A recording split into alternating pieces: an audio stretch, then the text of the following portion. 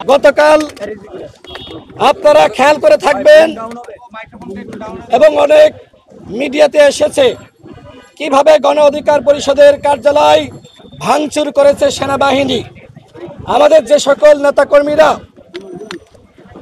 বাথরুমের মধ্যে অনেকে ভয়ে আতঙ্কে আশ্রয় নিয়েছিল, সেই বাথরুমের দরজা ভেঙে ভেঙে তাদেরকে বের করে রক্তাক্ত করেছে সেনাবাহিনী। আমি খুবই আসলে নিজের কাছে এক ধরনের লজ্জা লাগছে যে সেনাবাহিনীর নাম আমার মুখে নেওয়া লাগছে।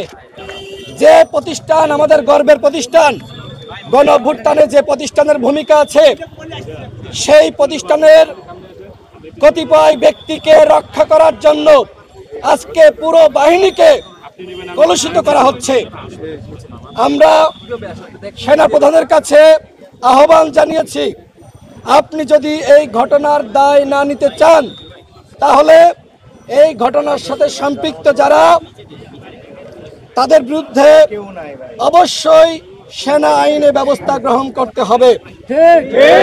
আমরা 24 ঘন্টার সময় দিয়েছিলাম, কিন্তু এর মধ্যেও সেনাপ্রধান তার অবস্থান স্পষ্ট করেননি।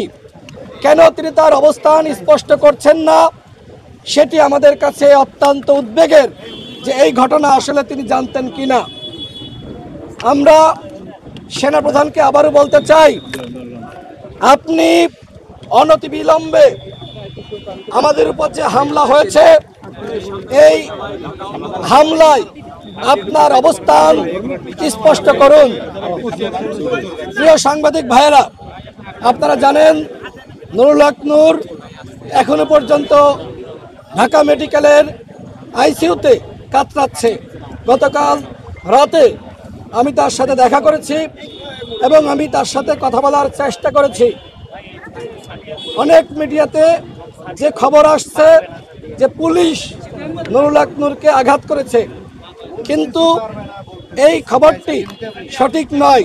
মূলত সেনাবাহিনীর কতিপয় সদস্য নুরুল হক নূরকে চিনতে পারার পরেও একের পর এক তার উপরে আঘাত করেছে।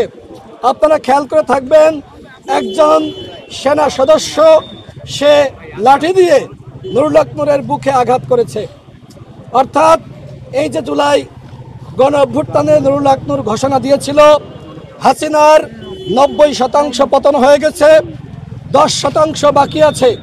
এই জুলাই গণ অভ্যুত্থানে আমাদের দলের নেতাকর্মীরা যে ত্যাগ স্বীকার করেছে, এই ত্যাগের প্রতিশোধ এইভাবে নেওয়া হয়েছে।